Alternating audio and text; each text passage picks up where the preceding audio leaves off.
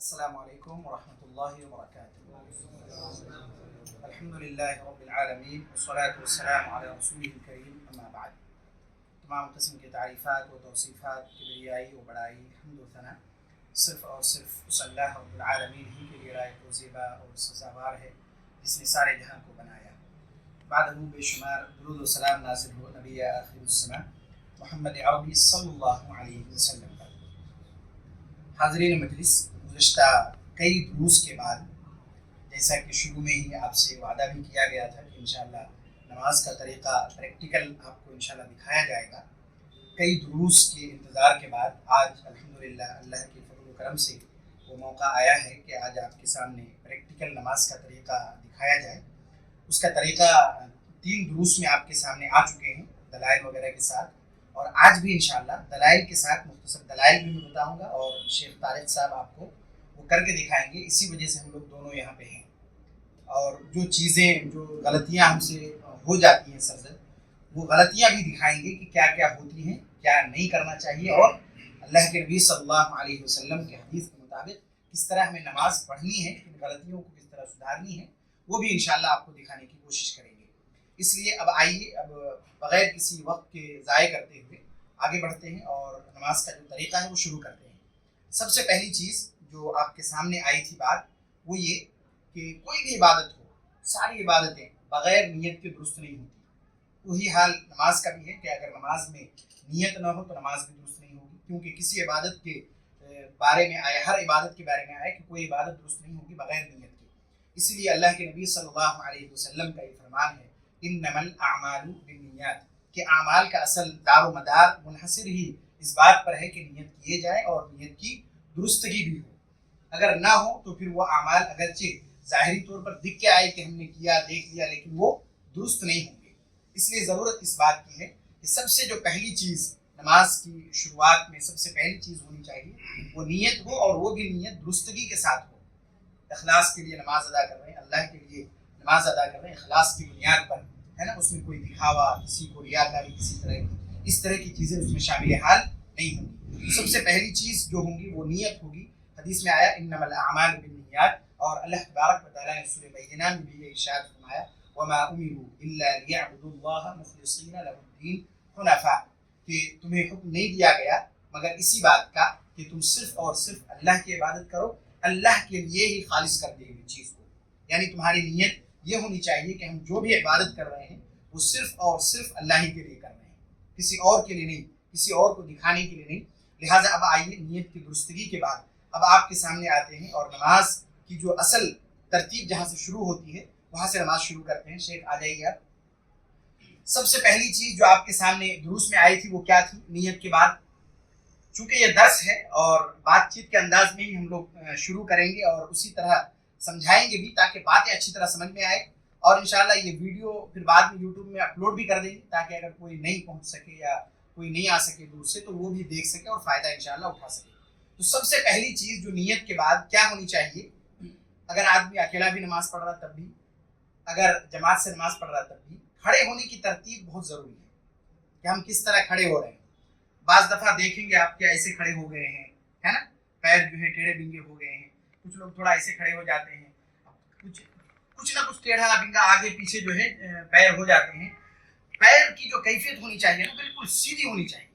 سب سے پہلی چیز پیر کی جو کیفیت ہونی چاہیے بالکل سیدھی ہونی چاہیے۔ شیخ کھڑے ہو کے بتائیں، جیسے اگر ہم کھڑے ہو رہے ہیں یہاں پہ تو یہ پیر دیکھیے، جو پیر کا دونوں یہ حصہ ہے ایک دم سیدھا، ایسا ٹیڑھا نہیں، ایسے کھڑے ہو گئے، آئے ہیں کھڑے ہو گئے ہیں۔ اس میں کافی دشواری ہوتی ہے صفوں کی درستگی میں، آزو بازو کوئی کھڑے ہو گئے اس میں، تو پیر بالکل سیدھا ہونا چاہیے، سب سے پہلی چیز۔ دوسری چیز یہ کہ ہر آدمی کو اپنے جسم کے حساب سے جگہ لینے کی ضرورت ہے نا۔ جسم جتنا ہے، اگر کوئی بہت پتلا ہے اور اتنی جگہ لے لے تو تب بھی صفوں کی درستگی نہیں ہوگی، کیونکہ اس سے پھر کاندھے نہیں ملیں گے، ہے نا۔ پیر تو مل جائے تو جو آزو بازو والے ہوں گے ان کو کھڑے ہونے میں بھی دشواری ہوگی۔ بعض دفعہ لوگ ایسے کھڑے ہو جاتے ہیں، جسم بھاری بھرکم ہے اور ایسے کھڑے ہو گئے ہیں، تو آزو بازو جو لوگ ہیں جب پیر ملائیں گے تو ان کو ایسے ملانا پڑے گا، تو ان کے جو خشوع خضوع ہے نماز کا وہ کیا ہو جائے گا، ختم ہو جائے گا۔ تو جب کھڑے ہوں گے تو اپنے جسم کے حساب سے جگہ لیں، پیر کی جو پوزیشن ہونی چاہیے وہ بالکل سیدھی ہونی چاہیے، اس کا خاص خیال رکھیں، بہت کوتاہی ہوتی ہے اس میں۔ ऐसे खड़े हो गए हैं, टेढ़ा बिंगा है, पैर जो है इधर उधर है, बिल्कुल सीधा होना चाहिए, है ना, एकदम पैर की जो कैफियत है वो बिल्कुल सीधी होनी चाहिए और उतनी जगह लेनी चाहिए जितना हमारा जिस्म है, ताकि ये हिस्सा क्या हो, मिले कांधे से कांधा। जब ये मिलेगा तो ऑटोमेटिक पैर भी क्या हो जाएगा, मिल जाएगा, और जब पैर और ये मिल गया समझिए कि सफों की दुरुस्तगी हो गई। लेकिन जब हम जगह अपने जिस्म के हिसाब से नहीं लेंगे, अगर मोटा है कम लिए तो भी दुश्वारी है, पतला है बहुत ज्यादा ले लिए तब भी दुश्वारी है। इसलिए हर आदमी को जगह अपने जिस्म के हिसाब से लेना है। पैरों की कैफियत कैसी रखनी है, बिल्कुल सीधी, इस बात का खास ख्याल रखा जाए। जब हम खड़े हो गए नमाज में तो अब सबसे जो पहली चीज जो आपके सामने आई, मैं आपके सामने वो दलाइल भी रखता चलूंगा ताकि चीजें और मुनज़्ज़म हो जाए और तरतीबवार हो जाए, है ना। नमाज के दुरूस में आ चुकी है वो चीजें, वही चीजें दोबारा दलाइल के साथ एक एक चीजें बयां करूंगा और फिर उसके बाद करके भी दिखलाएंगे। तो नमाज की शुरू करने में सबसे जो पहली चीज है वो क्या है, तकबीर। और आपके सामने ये बात आ चुकी है, इस तकबीर को क्या कहते हैं, तकबीर तहरीमा। क्या कहते हैं, तकबीर तहरीमा। इसकी वजह भी आपके सामने आ चुकी है कि इसे तकबीर तहरीमा क्यों कहते हैं। तो जब हम तकबीर कहेंगे, सबसे पहली चीज नमाज शुरू करते हुए तकबीर कहेंगे तो उसके साथ साथ रफुल यदैन भी करेंगे, उसके बाद तकबीर कहेंगे या तकबीर कहते हुए रफुल यदैन करेंगे और फिर हाथ बांधेंगे। तो सबसे पहली चीज जो आपके सामने दलील आनी चाहिए वो ये कि तकबीर कहना है। अबू दाऊद की रिवायत है, अल्लाह के नबी सल्लल्लाहु अलैहि वसल्लम ने इरशाद फरमाया, मिफ्ताहुस्सलाह अत-तुहूर, कि नमाज की कुंजी क्या है, तहारत यानी वजू है। उसके बाद आगे इरशाद फरमाया, व तहरीमुहा अत-तकबीर, यानी नमाज को दूसरी चीजों में, नमाज की हालत में दूसरी चीजों को हराम करने वाली, जो आपके लिए नमाज से बाहर हलाल है, उनको हराम करने वाली चीज क्या है, तकबीर है। यानी नमाज की शुरुआत तकबीर से होगी और इसी वजह से इस तकबीर का नाम तकबीर तहरीमा है। और आगे इरशाद फरमाया, व तहलीलुहा अत-तस्लीम, और नमाज से हलाल यानी वो चीजें जो हलाल थी नमाज से पहले, उससे हलाल होने वाली चीज सलाम है, यानी सलाम फेरकर आप नमाज से निकलेंगे। ये चीज हो गई। अब तकबीर के वक्त जब हम तकबीर तहरीमा कहेंगे तो रफुल यदैन भी करना है। रफुल यदैन के बारे में पहले रिवायत आपके सामने रख देता हूँ, फिर उसकी कैफियत कैसी होगी इंशाल्लाह करके आपके सामने बताएंगे और उसकी शुरुआत करेंगे। बुखारी की रिवायत है, हज़रत अब्दुल्लाह इब्न उमर रज़ियल्लाहु तआला अन्हुमा से रिवायत है, वो कहते हैं, रअयतु रसूलुल्लाह सल्लल्लाहु अलैहि वसल्लम इज़ा क़ाम फ़ी अस्सलाह रफ़अ यदैहि, कि जब आप सल्लल्लाहु अलैहि वसल्लम नमाज में खड़े होते तो अपने दोनों हाथों को बुलंद करते थे। उसकी कैफियत मैं अभी बताता हूँ। हत्ता यकूना हज़्व मनकिबैहि, यहाँ तक के दोनों हाथ को आप अपने सीने तक या मूंढों तक के बारे में आप मूंढों तक उठाया करते थे। वकाना यानी कान के लौ तक। आगे इरशाद फरमाया, वकाना यफ़अलु ज़ालिका हीना युकब्बिरु लिर्रुकू, और आप यही अमल किया करते थे जब रुकू में जाते, यानी रुकू में जाते हुए भी हाथ आप उठाया करते थे, रफ़ुल यदैन किया करते थे। व यफ़अलु ज़ालिका इज़ा रफ़अ रअसहु मिन अर्रुकू, और आप यही चीज किया करते थे जब रुकू से उठते थे, यानी रुकू से उठने के बाद भी रफ़ुल यदैन अल्लाह के नबी सल्लल्लाहु अलैहि वसल्लम किया करते थे। और आगे इरशाद फरमाया, व यक़ूल, और रुकू से उठने के बाद कहते थे, समी अल्लाहु लिमन हमिदा, गोया कि ये इस बात की दलील बन गई कि रुकू से उठने के वक्त क्या कहना है ना, ये भी आ गई। उसके बाद वला यफ़अलु ज़ालिका फ़ी सुजूद, और अल्लाह के नबी सल्लल्लाहु अलैहि वसल्लम सजदे में ये नहीं किया करते थे, यानी सजदे में जाते हुए रफ़ुल यदैन साबित नहीं है। गोया कि रफ़ुल यदैन अल्लाह के नबी सल्लल्लाहु अलैहि वसल्लम सजदे में जाते हुए नहीं करते थे। अब आइए कि इसकी कैफियत कैसी होनी चाहिए। रफ़ुल यदैन जो होनी चाहिए, जो रिवायत आई जिसमें अल्लाह के नबी सल्लल्लाहु अलैहि वसल्लम ने इरशाद फरमाया कि आपके अमल से पता चला कि आप रफ़ुल यदैन किया करते थे किस तरह कि या तो आप अपने हाथ को सीने तक या फिर मोंढे तक क्या करते थे, उठाया करते थे। अब शेख आपको करके बतलाएंगे और मैं आपको बतलाऊंगा कि ये सीने तक है और ये मोंढे तक है और इस तरह उठाना है।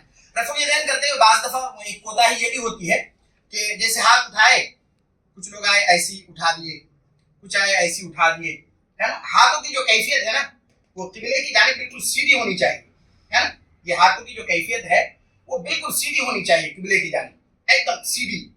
और उठाते भी हैं तो बाज़ दफा ऐसे हो जाते हैं, कैफियत में बहुत कोताही होती है बाज़ दफा, है।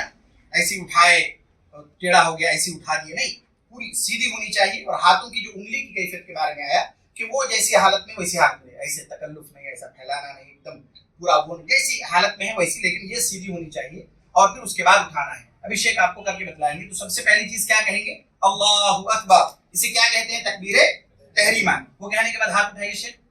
سب سے پہلی چیز جب ہاتھ اٹھائیں گے تو یہ ہو گیا سینے تک ہے نا، یہ ہاتھ بالکل سیدھی ہے، سمجھیے ایسے سیدھی رہنا ہے، اور یا تو سینے تک اٹھانا یا تھوڑا اور اوپر جو کان کے لو تک آتا ہے، یہ دونوں کیفیت اللہ کے نبی صلی اللہ علیہ وسلم کی ثابت ہے کہ جب رفع الیدین کریں گے تو اس طرح کریں گے، ہے نا، اللہ اکبر کہتے ہوئے رفع الیدین کر لیے، یہ بات آ گئی۔ اب جو بات آتی ہے دوسری وہ یہ کہ یہ کہنے کے بعد ہاتھ کہاں باندھیں اور اس کی کیفیت کیا ہو، ہاتھ کہاں باندھیں اور اس کی کیفیت کیا ہو، تو اب وہ بات آپ کے سامنے رکھتا ہوں، پھر اس کے بعد ہاتھ باندھ کے بھی آپ کے سامنے دکھائیں گے کہ حضرت وائل بن حجر رضی اللہ تعالیٰ عنہ سے روایت ہے، صحیح ابن خزیمہ کی روایت ہے، بہت مشہور روایت ہے، جس میں وہ کہتے ہیں کہ صلیت مع رسول اللہ صلی اللہ علیہ وسلم، میں نے آپ صلی اللہ علیہ وسلم کے ساتھ نماز پڑھی، فوضع يده اليمنى على يده اليسرى على صدری، کہ اللہ کے نبی صلی اللہ علیہ وسلم نے اپنے داہنے ہاتھ کو بائیں ہاتھ پر رکھا اور پھر اسے سینے پر رکھا، ہے نا، سینے پر رکھا، گویا کہ اس سے پتہ چلا کہ رفع الیدین کرنے کے بعد جو ہاتھ باندھنے کی جگہ ہے وہ کیا ہے، سینہ، تو اس جگہ کو سمجھنے کی ضرورت ہے، سینہ اسے کہتے ہیں، ہے نا، نیچے نہیں، یہ پیٹ ہو گیا اور ایک دم گلے میں نہیں، یہ گلا ہو گیا،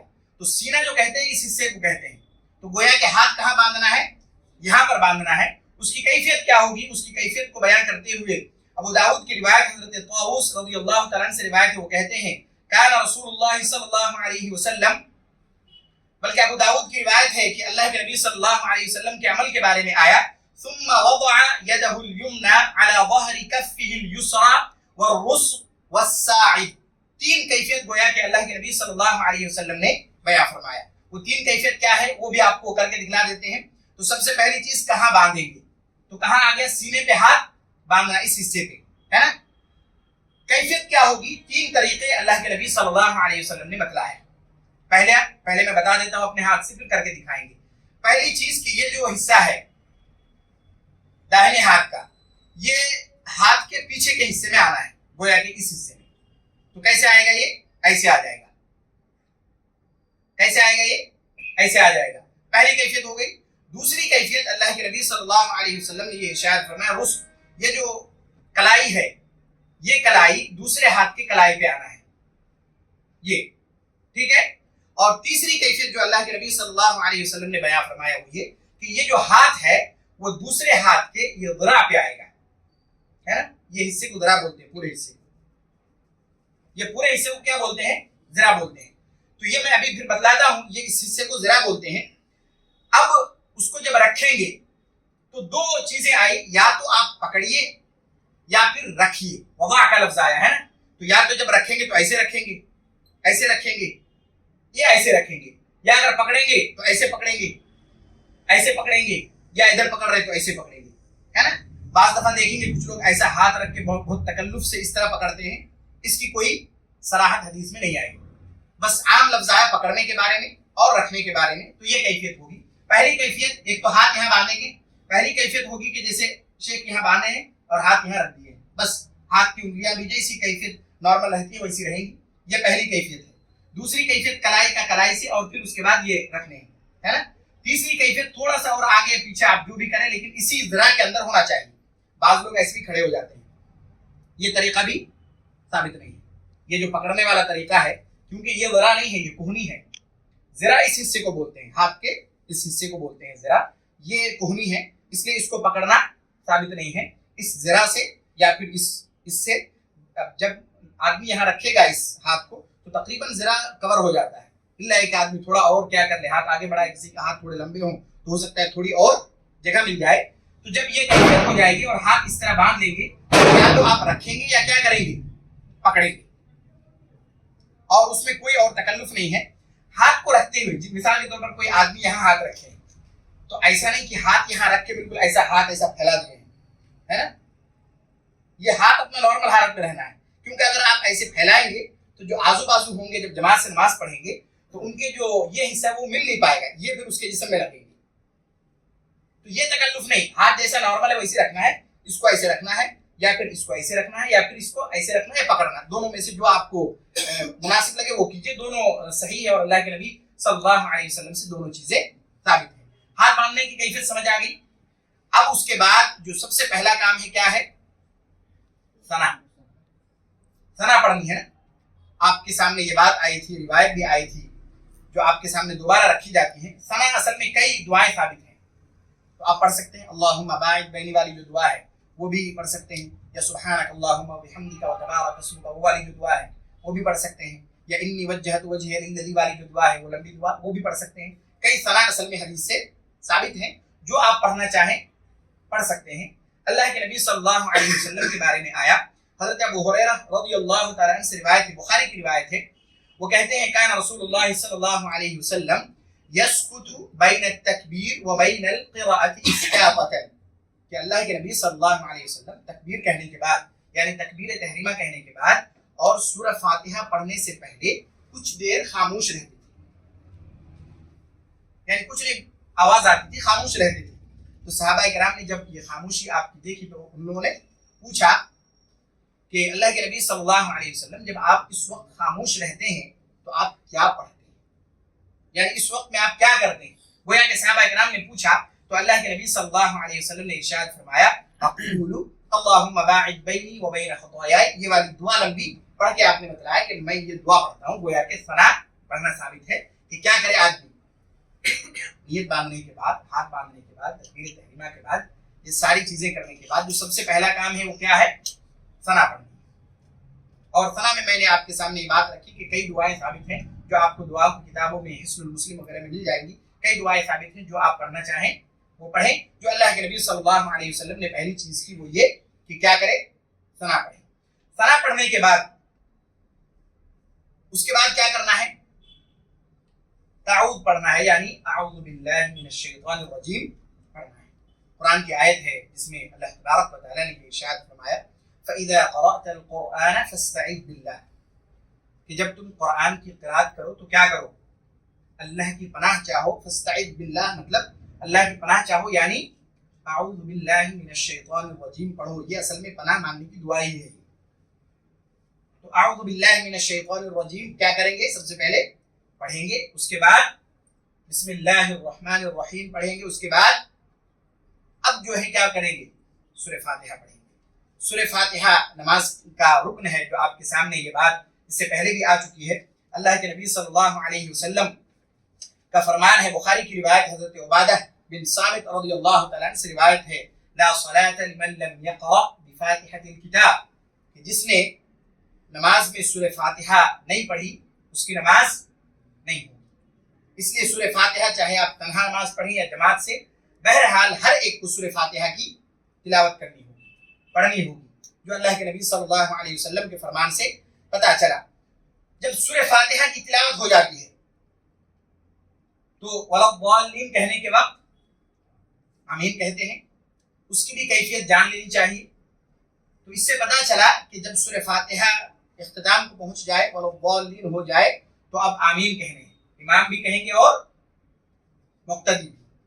और इसमें बाज़ दफा थोड़ी कोताही होती है कि आमीन पीछे से लोग पहले कह जाते हैं कि वलद्दाल्लीन खत्म नहीं हुआ अभी और आमीन पीछे से आवाज आ जाती है। ये दुरुस्त नहीं है। वो इस वजह से कि इमाम के ताबे रहना जरूरी है, कि इमाम पहले बोले वो चीज, फिर आप उसके बाद वो बोले। बहुत दफा आवाज आती है सुनने को कि वलद्दाल्लीन अभी खत्म नहीं हुआ, लेकिन आमीन की आवाज पीछे से आने लगती है। तो जब वलद्दाल्लीन इमाम कहे तो या तो ये कि आप भी एकदम साथ कहे तब भी कोई हर्ज नहीं, क्योंकि हदीस में आया कि जब इमाम वलद्दाल्लीन कहे तो तुम कहो आमीन, लेकिन आगे नहीं होना चाहिए। अगर आगे हुआ तो फिर ये मुनासिब नहीं है, बिल्कुल दुरुस्त नहीं है, क्योंकि इमाम के ताबे से फिर आदमी हट जाएगा। और आमीन कहते हुए आवाज को बुलंद भी करना है, उसकी दलील आपके सामने रखी जाती है ताकि चीजें अच्छी तरह समझ में आए। हज़रत अबू हुरैरा रज़ियल्लाहु तआला अन्हु से रिवायत है, यानी आमीन कहने की दलील पहले मुस्लिम की रिवायत हज़रत अबू हुरैरा रज़ियल्लाहु तआला अन्हु से रिवायत है कि रसूलुल्लाह सल्लल्लाहु अलैहि वसल्लम ने इरशाद फरमाया, इज़ा अम्मन अल इमाम फअम्मिनू फइन्नहु मन वाफक़ तामीनहु तामीन अल मलाइका गुफ़िर लहु मा तक़द्दम मिन ज़ंबि, कि जब इमाम वलद्दाल्लीन कहे, यानी जब इमाम आमीन कहे तो तुम भी आमीन कहो। इससे पता चला इमाम भी आमीन कहना है, और इमाम के कहने के बाद मामूम को कहना है, यानी मुक्तदियों को कहना है। इमाम जब आमीन कहे तो तुम भी क्या करो, आमीन कहो। और फजीलत बयां की आमीन कहने की कि जिस शख्स की आमीन فرشتوں کے آمین سے کیا ہو جاتا ہے؟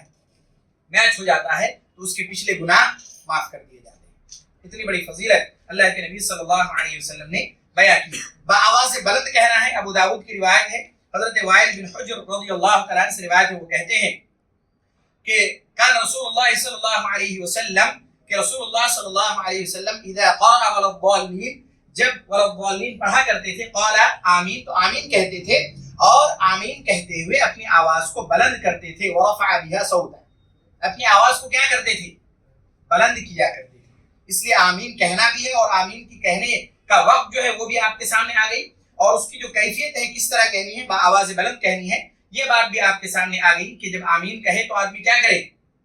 آواز بلند کہے۔ اس کے بعد سورہ فاتحہ کی تلاوت ہو جانے کے بعد جو کیفیت ہے، سورہ فاتحہ کی تلاوت کے بعد کیا کریں گے؟ ضم سورہ بسم اللہ پڑھیں گے، اور پھر اس کے بعد کوئی سورہ ملائیں گے۔ اگر کوئی جماعت میں ہے تب تو انہیں اب کچھ پڑھنے کی ضرورت نہیں ہے، سورہ فاتحہ کے بعد اب خاموشی سے رہنا ہے، سننا ہے، اور اگر تنہا کوئی نماز پڑھ رہے ہیں یا امام ہے تو سورہ فاتحہ کے بعد بسم اللہ پڑھیں گے، اور پھر کوئی سورہ ملائیں گے، یعنی کوئی سورت کی تلاوت کریں گے۔ جب وہ سورت ہو گئی مکمل تو اب جو کیفیت آتی ہے وہ ہے رکوع میں جانے کی۔ اب جو کیفیت آتی ہے وہ ہے رکوع میں جانے کی۔ آپ کے سامنے یہ بات آ چکی ہے کہ اللہ کے نبی صلی اللہ علیہ وسلم جب رکوع میں جاتے تو کیا کرتے؟ رفع الیدین کرتے، اور پھر اس کے بعد رکوع میں جاتے تھے، تو وہ دلیل پہلے ہی آ چکی ہے۔ تو جب رکوع میں جائیں گے تو پہلے تو رفع الیدین کریں گے، کس طرح؟ اسی طرح جس طرح پہلی وقت کرے تھے، یعنی ہاتھ بالکل سیدھی ہونی چاہیے، یا تو سینے تک اٹھائے یا مونڈے تک اٹھائے، اور پھر اس کے بعد رکوع کرے۔ شیک کر کے بتائیں گے، ابھی ہاتھ بندھے ہوئے رہیے، اس کے بعد پھر کیجیے۔ ہاتھ بندھے ہوئے ہیں، اب جو ہے رکوع میں جا رہے ہیں تو سب سے پہلے ہاتھ وہ کریے، رفع الیدین کریے اچھے سے بالکل، اس کے بعد اللہ اکبر بول کے رکوع میں جانا ہے، جائیے۔ اب رکوع کی کیفیت اصل میں بہت اہم ہے، جو ہمیں اور آپ کو سمجھنے کی ضرورت ہے۔ دو تین چیزیں ہوتی ہیں اس میں اور غلطیاں ہو جاتی ہیں، اس کو سمجھنے کی ضرورت ہے۔ میں دلیل آپ کو سمجھاتا ہوں، پہلے کیفیت بتلا دیتا ہوں، پھر دلیل آپ کو بتلاتا ہوں۔ رکوع کرتے ہوئے اللہ کے نبی صلی اللہ علیہ وسلم نے یہ ارشاد فرمایا، پیٹھ بالکل کیا ہونی چاہیے؟ سیدھی پیٹھ، اور یہ سر، بعض دفعہ سر ایک دم اٹھا لیتے ہیں، ایسے اٹھا دیے، کوئی ایک دم بہت زیادہ نیچے کر دیے، دونوں کیفیت درست نہیں ہے، بلکہ سر کا جو پوزیشن ہے، شیخ کا دیکھیے، یہ جو سر کا پوزیشن ہے یہ بالکل اس سے ملتا جلتا ہونا چاہیے، ہے نا؟ پہلی چیز۔ دوسری چیز، ہاتھ کے کیفیت میں، یہ ہاتھ دیکھ رہے ہیں آپ کا جو باڈی ویٹ ہے نا، پہلے اس بات کو سمجھیے، باڈی ویٹ جو ہے وہ پورا آپ کے ہاتھ میں ہونا چاہیے، ہے نا؟ پورا، تو اس سے ہوگا یہ جو پیر کا حصہ ہے یہ بالکل سیدھا ہو جائے گا، سپاٹ، جیسے شیخ کا ہے نا، دیکھ رہے ہیں کہیں پہ بینڈ نہیں ہے، پورا ایک دم سپاٹ ہے نا۔ اور یہ جو ہاتھ کی کیفیت ہے یہ بھی سیدھی ہونی چاہیے، یہ جو کیفیت ہے بعض دفعہ ایسے کر دیتے ہیں، ہے نا، اس پہ پورا باڈی ویٹ ہوگا۔ اور اس کو جو پکڑنے کی کیفیت کے بارے میں آیا، یہ اس کو پکڑیے، اللہ کے نبی صلی اللہ علیہ وسلم نے ارشاد فرمایا، جو گھٹنا ہے نا اس کو کیا کرنا ہے؟ رکھنا نہیں ہے، پکڑنا ہے، اس کو پکڑنا ہے، اور جب پکڑیں گے آپ اور پورا باڈی ویٹ ہاتھ پہ دیں گے تو یہ پیر بھی سیدھا ہو جائے گا اور یہ ہاتھ بھی سیدھا ہو جائے گا۔ ہاتھ کو جب ایسے پکڑیں گے آپ، ہے نا، ایسے جب پکڑیں گے تو یہ پیر بھی سیدھا ہو گیا، اور یہ جو ہاتھ ہے اس پہ ہاتھ بھی یہ سیدھا ہو گیا۔ بعض دفعہ دیکھیں گے لوگ ایسے ٹیڑھا کر دیتے، کریے شیخ ذرا ہاتھ، یہ دیکھیے ایسا ایسا کر دیتے ہیں، ہاتھ تھوڑا ادھر کر دیے، پیر جو ہے ایسا سیدھا ہونے کے بجائے پیر ایسے ہے، ایسے رکوع کر رہے ہیں، یہ درست نہیں ہے۔ رکوع کا جو صحیح طریقہ ہے وہ یہ اللہ کے نبی صلی اللہ علیہ وسلم نے جو بتلایا وہ کیا ہے کہ ہاتھ بھی آپ کے سیدھے ہوں، پیر بھی سیدھا ہو، یہ پیٹھ کا حصہ اور سر بھی بالکل سیدھا ہو، اور ہاتھ کو اس پہ یہ جو گھٹنا ہے اس کو پکڑنا ہے، رکھنا نہیں ہے، اس کو پکڑنا ہے مضبوطی سے، کیونکہ اس پہ طاقت پڑتی ہے، اس پہ ضرب پڑتا ہے، جسم کا جو ویٹ ہے وہ اسی ہاتھ میں آتا ہے، اگر رکھیں گے تو وہ پھسلے گا، اسی لیے پکڑنے کا حکم ہے۔ جب پکڑیں گے تب اس میں پورا ویٹ بھی ڈال سکیں گے، اور ہاتھ بھی سیدھے ہو جائیں گے اور پیر بھی سیدھے ہو جائیں گے۔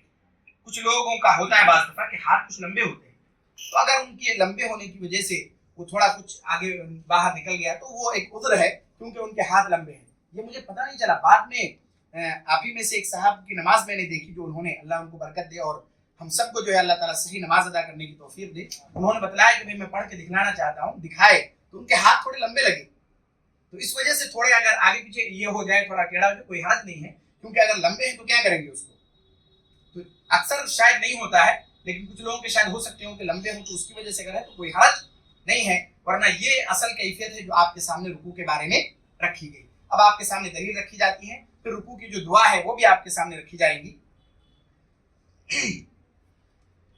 اللہ کے نبی صلی اللہ علیہ وسلم نے یہ ارشاد فرمایا، حضرت ابو مسعود رضی اللہ تعالیٰ عنہ سے روایت ہے، وہ کہتے ہیں کہ رسول اللہ صلی اللہ علیہ وسلم نے ارشاد فرمایا کہ اس شخص کی نماز مکمل نہیں ہوتی جس کی پیٹھ نماز میں یا رکوع میں پیٹھ اور سر درست نہ ہو، یعنی سیدھا نہ ہو، گویا کہ نماز مکمل نہیں ہوگی اگر رکوع صحیح طریقے سے نہ کیا جائے۔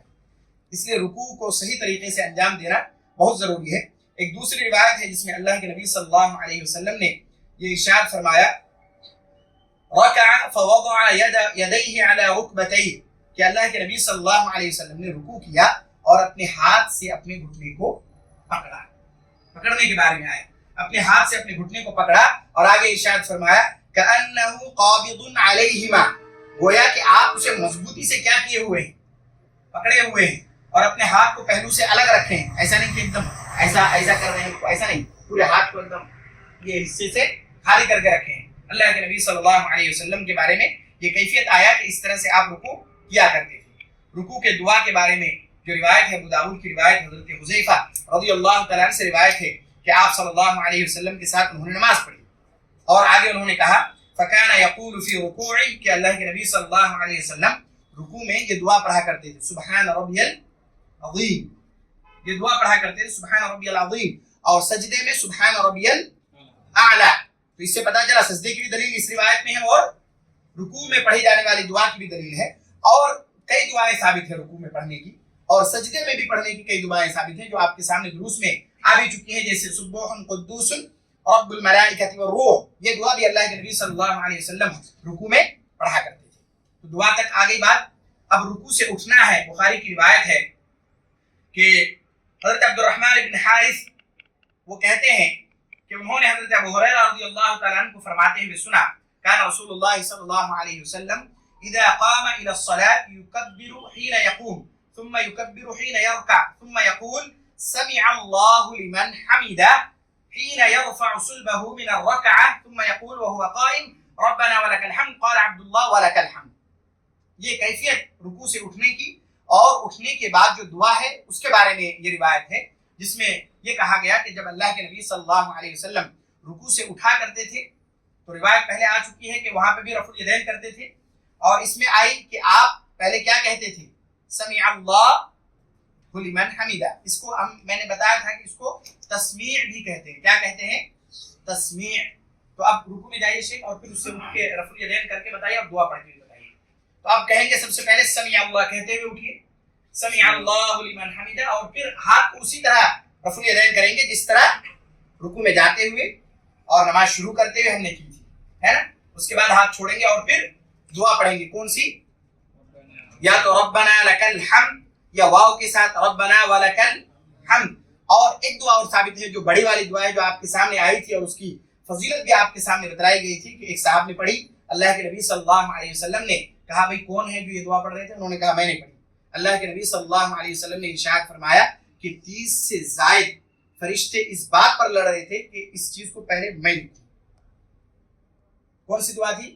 ربنا ولک الحمد حمدا کثیرا طیبا مبارکا فیہ۔ اس بارے میں آئی، یعنی یہ دعا بھی ثابت ہے۔ اس سے پتہ چلا کہ یہ دعا بھی آدمی کیا کرے، بخاری کی روایت ہے، تو یا تو آپ ربنا لک الحمد پڑھ سکتے ہیں واو کے ساتھ ولک الحمد، یا پھر یہ بڑی والی دعا جو عام طور سے پڑھی جاتی ہے یہ دعا پڑھیے۔ یہ دعا ہو گئی کھڑے ہونے کے بعد، اور رکوع مکمل ہو گیا، اور رکوع سے پھر ہم دوبارہ کھڑے ہو گئے۔ یہاں پہ بعض دفعہ جب آدمی عام طور سے اکیلے نماز پڑھ رہے ہوتے ہیں، امام کے ساتھ ہیں تو چلیے امام جیسا کر رہے ہیں ویسی کر رہے ہوتے ہیں، اکیلے جب نماز پڑھ رہے ہوتے ہیں تو ٹھہراؤ نہیں ہوتا آدمی میں، رکوع میں بھی ٹھہراؤ نہیں ہے، رکوع سے اٹھے تو بھی ٹھہراؤ نہیں ہے، پتہ ہے رکوع سے اٹھنے کے بعد دعا پڑھ رہے ہوتے ہیں یا نہیں، ایک دم اٹھے اور پھر سجدے میں چلے گئے، ایک دم رکوع سے اٹھے اور پھر سجدے میں چلے گئے، جبکہ سمیع اللہ لمن حمدہ کہنا ہے، یہ دعا پڑھنی ہے، اور عام طور سے آدمی یہ لمبی والی دعا ہی پڑھتے ہیں اور پھر اس کے بعد سجدے میں جانا ہے نا۔ تو گویا اس سے پتہ چلا جب رکوع سے ہم اٹھیں گے تو ایک دم اطمینان ہونا چاہیے، کھڑے جب ہو رہے ہیں تو بالکل اطمینان ہو آدمی کھڑے ہونے کے بعد، اس کے بعد پھر کیا کرے آدمی، اس کے بعد پھر جائے سجدے میں۔ اب آئیے سجدے کی کیفیت، اس کا طریقہ، سجدے میں پڑھی جانے والی دعاؤں کے بارے میں آپ کے سامنے آ چکی ہے۔ اس کی کیفیت جو ہے آپ کے سامنے رکھی جاتی ہے کہ سجدے میں جاتے وقت جو سب سے پہلا کام ہے یعنی کیا چیز زمین پر ٹچ ہونا چاہیے. عام طور سے آپ دیکھیں گے آدمی پیر کو ٹچ کرتے ہوئے جاتے ہیں سجدے میں. یہ طریقہ درست نہیں ہے. اللہ کے نبی صلی اللہ علیہ وسلم نے یہ ارشاد فرمایا کہ تم میں سے ایک شخص جب کیا کرے سجدہ کرے تو وہ اونٹوں کے بیٹھنے کی طرح نہ کرے, یعنی وہ پہلے اپنا پیچھے کا جو دونوں پیر ہے وہ رکھتا ہے پھر اس کے بعد آگے کا دونوں رکھتا ہے, تو اس طرح نہ کرے بلکہ پہلے کیا کرے پیروں کو رکھنے سے پہلے اللہ کے نبی صلی اللہ علیہ وسلم نے یہ ارشاد فرمایا ہاتھوں کو رکھے, پیروں کو رکھنے سے پہلے ہاتھوں کو رکھے, اس طرح حکم دیا. چنانچہ اللہ کے نبی صلی اللہ علیہ وسلم نے ارشاد فرمایا, ابو داؤد کی روایت حضرت ابو ہریرہ رضی اللہ تعالیٰ عنہ سے روایت ہے, اذا سجد احدکم فلا یبرک کما یبرک البعیر, کہ اس طرح نہ بیٹھے جس طرح یا اس طرح سجدہ نہ کرے جس طرح اونٹ بیٹھتی ہے. ولیضع یدیہ قبل رکبتیہ, اسے چاہیے کہ اپنے گھٹنے سے پہلے اپنے ہاتھ کو رکھے. آگے جو سجدے, یہ تو جانے کی کیفیت ہوگی, سجدے کی جو کیفیت ہے وہ بھی بتلاتا ہوں پھر اس کے بعد کر کے دکھلاتا ہوں. سجدے کی جو کیفیت ہے اللہ کے نبی صلی اللہ علیہ وسلم کے فرمان سے پتہ چلتا ہے. آپ صلی اللہ علیہ وسلم نے ارشاد فرمایا کہ 7 اعضاء میں سجدہ کیے جائیں گے. جب تم میں سے کوئی شخص سجدہ کرتا ہے تو وہ 7 اعضاء بھی اس کے ساتھ ساتھ سجدہ کرتا ہے. پہلا وجہ, چہرہ کر کے پیشانی اور ناک کے حصے کو مراد لیا. دوسرا کف, تیسرا رک, اور اس کے بعد پیر, یعنی یہ ایک ہو گیا, ناک اور پیشانی ملا کر ایک, یہ دونوں ہاتھ 3, اور یہ دونوں گھٹنے 5, اور دونوں پیر کتنے ہو گئے 7. تو یہ سجدے کی کیفیت ہونی چاہیے. اللہ کے نبی صلی اللہ علیہ وسلم سے فرمایا, حضرت ابو العباس بن عبد المطلب ان سے روایت ہے کہ انہوں نے سنا رسول اللہ صلی اللہ علیہ وسلم کو فرماتے ہوئے, آپ نے ارشاد فرمایا اذا سجد العبد سجد معه 7 اطراف, کہ جب بندہ سجدہ کرتا ہے تو اس کے 7 اعضاء بھی اس کے ساتھ سجدہ کرتا ہے. وجہ, اس کا چہرہ, وکفاہ یعنی دونوں ہتھیلی, ورکبتہ دونوں گھٹنے, اور وقدمہ دونوں پیر. اس سے پتہ چلا. مسلم کی ایک روایت حضرت برا سے روایت ہے, وہ کہتے ہیں کہ رسول اللہ صلی اللہ علیہ وسلم نے ارشاد فرمایا اذا سجدت فوضع کفیک, کہ جب تو سجدہ کر تو اپنے ہتھیلی کو رکھ, وارفع مرفقیک, اور اپنے کہنیوں کو بلند رکھ. اس سے پتہ چلا کہ سجدہ کرتے ہوئے بعض دفعہ دیکھیں گے لوگ ایک دم ہاتھ کو زمین پر بالکل بٹھا دیتے ہیں. ابھی شیخ سجدہ کر کے بتلائیں گے ہاتھ کی کیفیت, چہرے کہاں پہ اور کس طرح رکھنے ہیں, ہاتھ کس طرح رہنا ہے, اور پھر سجدے کی کیفیت کیا ہونی ہے. ابھی شیخ بتائیں گے. اللہ اکبر بول کے جانا ہے اور اس پہ رفع الیدین نہیں ہے. ابھی سمجھیے شیخ رکوع سے کھڑے ہو کر دعا ختم کیے ہیں اور اب سجدے میں جا رہے ہیں. تو سجدے میں سب سے پہلی چیز جو ٹچ ہونا ہے وہ ہاتھ ہے, تو ہاتھ ٹچ کریں گے شیخ, پھر پیر, اور پھر سجدہ کریں گے. کیجیے شیخ. یہ صحیح کیفیت ہے کہ پہلے ہاتھ اور پھر پیر. اور سجدہ کرتے ہوئے عام طور سے ہاتھ کو ایسا سیدھا بھی رکھنا ہے, سب سے پہلی چیز دونوں ہاتھ کو, ہے نا, اور یہ جو حصہ ہے نا یہ اس سے ہٹنا ہے. یہ جو حصہ ہے, یہ والا حصہ, یہ بعض دفعہ یہاں لگا دیتے ہیں لوگ, اور دوسری غلطی کرتے ہیں یہ جو ہاتھ ہے نیچے لگا دیتے, ایسا لگا دیتے ہیں, ہے نا. یہ بھی درست طریقہ نہیں ہے. یہ ہاتھ کو کیا کرتے ہیں نیچے لگا دیتے ہیں. تو یہ زمین سے اٹھنا ہے, اس پہلو سے بھی الگ یہ کونی ہونا ہے نا. اور یہ جو حصہ ہے یہ بالکل ایسے سپاٹ ہونا چاہیے. اور سجدہ کرتے ہوئے بعض دفعہ لوگ اس حصے کو تو لگاتے ہیں, ناک میں کوتاہی کر دیتے ہیں, کبھی اٹھا لیے کبھی لگائے ہی نہیں. دونوں چیزیں زمین پر لگنی ہے, پیشانی بھی اور یہ ناک کا حصہ. اب سجدہ کرتے ہوئے یہ تو آگے کی چیزیں ہم نے دیکھ لی. پیر کی کیا کیفیت ہے وہ بھی آپ کو بتلا دیتا ہوں تاکہ وہ بھی سمجھ میں آ جائے کہ پیر کی کیفیت کیسی ہونی چاہیے. اللہ کے نبی صلی اللہ علیہ وسلم نے کی روایت ہے کہ پیر کی جو کیفیت ہے, یہ انگلیاں کیا ہونی چاہیے, اس طرح جب رکھیں گے آپ تو یہ انگلیوں کی کیفیت کیا ہونی چاہیے, قبلے کی جانب. اور پیر کی جو ایڑیاں ہیں وہ کیا ہونی چاہیے, آپس میں ملے ہونی چاہیے. تو اب پیچھے کی طرف سے دکھا دیتا ہوں تاکہ سجدے کی اصل کیفیت پتہ چل جائے. آگے کی دیکھ لیا آپ نے, اب سجدہ کر کے بتائیے. سجدے میں جائیے سیدھا. یہ جو دونوں حصے ہیں نا, ایک تو پیر کی جو انگلیاں ہیں یہ ایسا مڑ کے قبلے کی طرف ہونا ہے. یہ جو دونوں ایڑیاں ہیں یہ دونوں ایڑیاں بھی آپس میں ملنے ہیں. یہ ہے اصل سجدے کی کیفیت, ہے نا. اس طرح سجدے کرنے ہیں. بعض دفعہ لوگ جو ہے پیر اپنا ہٹا دیے, ایک پیر گرا ہوا ہے, پتہ نہیں پیر ایسے بھی رکھ رہے ہوتے ہیں سب, ہے نا, پھر سجدہ کر رہے ہوتے ہیں. تو اصل سجدے کی کیفیت ایسا رکھنا ہے, پیر کی انگلیاں مڑی ہوئی ہو جو آگے کی طرف قبلے کی جانب ہو, ہے نا, اور یہ دونوں کیا ہو, ملے ہوئے. سمجھ آ گئی سجدے کی کیفیت. اب سجدے کی جو دعا ہے جو آپ کے سامنے یہ روایت پہلے آ بھی چکی, جس میں اللہ کے نبی صلی اللہ علیہ وسلم پڑھا کرتے تھے سبحان ربی الاعلی, اور وہ والی دعا بھی جو سبوح قدوس رب الملائکۃ والروح والی ہے, وہ دعا بھی اللہ کے نبی صلی اللہ علیہ وسلم سجدے میں پڑھا کرتے تھے. سجدے کی کیفیت کے بعد اب جب سجدے سے اٹھتے ہیں تو وہ جو بیچ کا حصہ ہے جہاں بیٹھتے ہیں بین السجدتین, اس جگہ بھی دعا ثابت ہے. میں یہ اس وجہ سے بول رہا ہوں دعا ثابت ہے, بعض دفعہ اکیلے کوئی نماز پڑھ رہے ہو تو پتہ نہیں چلتا ہے کہ دعا پڑھے بھی ہے یا نہیں, ایک سجدے سے اٹھے اور فوراً دوسرے سجدے میں چلے گئے. تو کئی دعائیں ثابت ہیں وہاں پہ بھی. ایک تو بہت مشہور ہے جو اللہ کے نبی صلی اللہ علیہ وسلم سے مروی ہے کہ اس جگہ پہ آپ رب اغفر لی کو 2 مرتبہ پڑھا کرتے تھے. اللہ کے نبی صلی اللہ علیہ وسلم اس دعا کو 2 مرتبہ پڑھا کرتے تھے. ابو داؤد کی روایت ہے یہ, اور ابو داؤد ہی کی ایک دوسری روایت ہے جس میں حضرت عبداللہ ابن عباس رضی اللہ تعالیٰ عنہما سے روایت ہے. وہ کہتے ہیں کہ اللہ کے نبی صلی اللہ علیہ وسلم دونوں سجدوں کے درمیان یہ والی دعا پڑھا کرتے تھے, اللہم اغفر لی وارحمنی وعافنی واہدنی وارزقنی, یہ والی دعا پڑھا کرتے تھے. اس سے پتہ چلا چاہے آپ وہ دعا پڑھیں یا یہ دعا پڑھیں, لیکن بہرحال دونوں سجدوں کے درمیان دعا پڑھنے ہیں, اور پھر اس کے بعد دوسرا سجدہ کرنا ہے. تو اب مثال کے طور پر دوسرے سجدہ کیجیے, دوسرا سجدہ کیجیے. یہ بیچ والی دعا ہو گئی, یہ دوسرا سجدہ ہے اس میں. دوسرے سجدے کے بعد ہاتھ کی کیفیت جو ہے تھوڑی اور یہ سیدھی ہونی ہے. ہاں, یہ دوسرے سجدے کے بعد جب اٹھیں گے تو عام طور سے سجدے سے سیدھا اٹھ جاتے ہیں لوگ. سجدے سے سیدھا نہیں اٹھنا. ایک رکعت کے بعد 2 سجدے ہو گئی تو سجدے سے کیا کرتے ہیں, سیدھا اڑ جاتے ہیں. اٹھنا نہیں ہے, بیٹھنا ہے اس طرح, اور پھر بیٹھنے کے بعد پھر اٹھنا. اٹھ جائیے شیخ, بیٹھنے کے بعد پھر اٹھنا ہے.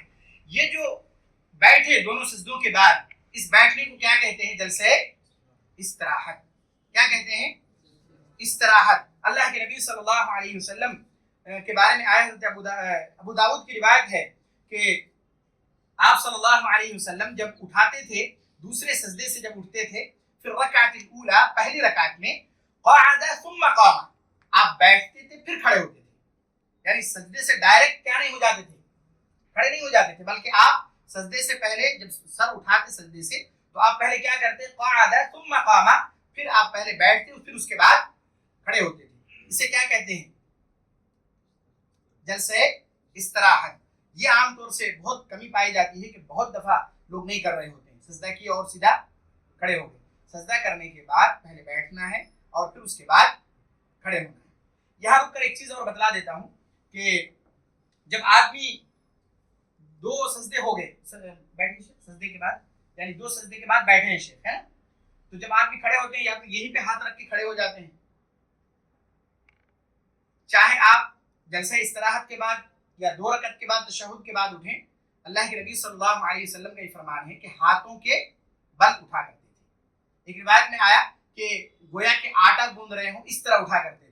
تو یا تو آپ اس کیفیت سے اٹھیں کہ زمین پر ہاتھ ایسا رکھ کے اٹھیں, یا پھر اس طرح رکھ کے اٹھیں جیسے ابھی شیخ رکھے ہوئے ہیں اس طرح رکھ کے اٹھیں, ہے نا. یہ دونوں کیفیت ہے. یہاں پہ ہاتھ رکھ کے نہیں, یہاں پہ ہاتھ رکھ کے اٹھ جاتے ہیں بعض لوگ. یہاں پہ ہاتھ رکھ کے نہیں اٹھنا ہے, بلکہ زمین پر اپنے ہاتھ کا سہارا لے کے کیا کرنا ہے اس جگہ سے, یعنی یا تو جو 2 رکعت ہے اس کے بعد اگر اٹھ رہے ہیں تشہد سے تو, یا پھر جلسے استراحت کے بعد اٹھ رہے ہیں تو یہ کیفیت ہونی چاہیے.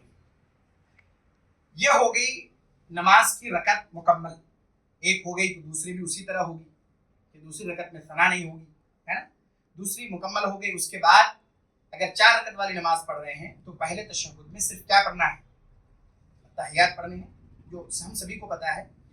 اب اصل میں تشہد میں بیٹھنے کا طریقہ بتا دیتا ہوں, اور پھر وہ کر کے بھی دکھا دیں گے. پہلے میں سرسری بتاتا ہوں, اس کی دلیلیں بتاتا ہوں, پھر اس کے بیٹھنے کی کیفیت اور طریقہ بتاتا ہوں, پھر اس کی دعائیں جو آپ سب کو پتا ہے, بتایا بھی تھا درس میں, وہ بھی بتا دیتا ہوں. اگر پہلا تشہد ہے تو اس میں جو بیٹھنے کی کیفیت ہوگی جو اللہ کے نبی صلی اللہ علیہ وسلم نے ہمیں بتایا وہ یہ کہ بایاں پیر کو بچھائیں گے اور اس پہ ہم بیٹھیں گے, اور جو داہنا پیر ہے, دائیں پیر, اس کو نصب کرنے کے بارے میں آیا کہ اس طرح سے پیر کو کھڑا کر کے نصب کریں گے انگلیوں کے بل, ہے نا. ابھی شیخ بتلائیں گے, شیخ ایسا پلٹ جائیں گے. یہ پہلے تشہد کی کیفیت ہے. جی بیٹھ جائیے شیخ. ہے نا. یہ پہلے تشہد کی کیفیت ہے کہ پیر کی انگلیاں ویسے نصب ہونا ہے، دائیں والا جو پیر ہے اور جو بائیں والا پیر ہے اس کو بچھانا ہے نا. دعا کے بارے میں بعد میں بتلاتا ہوں، اور آگے کے ہاتھ کی جو کیفیت ہے وہ ادھر پلٹ کے دکھلاتا ہوں، پہلے پیچھے کا دکھا دیتا ہوں. تو یہ ہو گیا پہلے تشہد کی کیفیت. دوسرے تشہد کے بارے میں یا آخری تشہد کے بارے میں، اسے تورک کہتے ہیں، وہ کس طرح کرنا ہے وہ میں بتاتا ہوں. اللہ کے نبی صلی اللہ علیہ وسلم جب تورک کیا کرتے تھے تو اپنے بائیں پیر کو دائیں پیر کے اس حصے کے اندر سے پیر کو نکالا کرتے تھے، جو بچھے ہوا ہے نا اس کو نکال لیتے تھے. شیک کر کے بتائیں تورک. یہ جو کیفیت ہے نا، یہ جو پیر کا حصہ ہے یہ ادھر سے نکلنا ہے باہر، ہے نا، اور اس کے نیچے سے نکلنا ہے، اور یہ پیر اسی طرح نصب ہو کے رہنا ہے جس طرح پہلے تشہد میں تھی، ہے نا، جس طرح پہلے تشہد میں تھی. اٹھ جائیے شیخ، میں آپ کو اور اچھی طریقے سے کر کے بتلاتا ہوں، شیخ کو شاید وہ اس میں دشواری ہوگی. تو جب تورک کریں گے تو یہ جو حصہ ہے نا، یہ دیکھیے آپ، یہ دکھ رہا ہے، یہ پوری طرح سے یہ نکل کے رہنا چاہیے، ہے نا، اور یہ پیر اسی طرح نصب ہونا ہے، انگلیوں کو ٹیڑھا کر کے ایسے کھڑے رکھنا ہے. اسے کہتے ہیں تورک.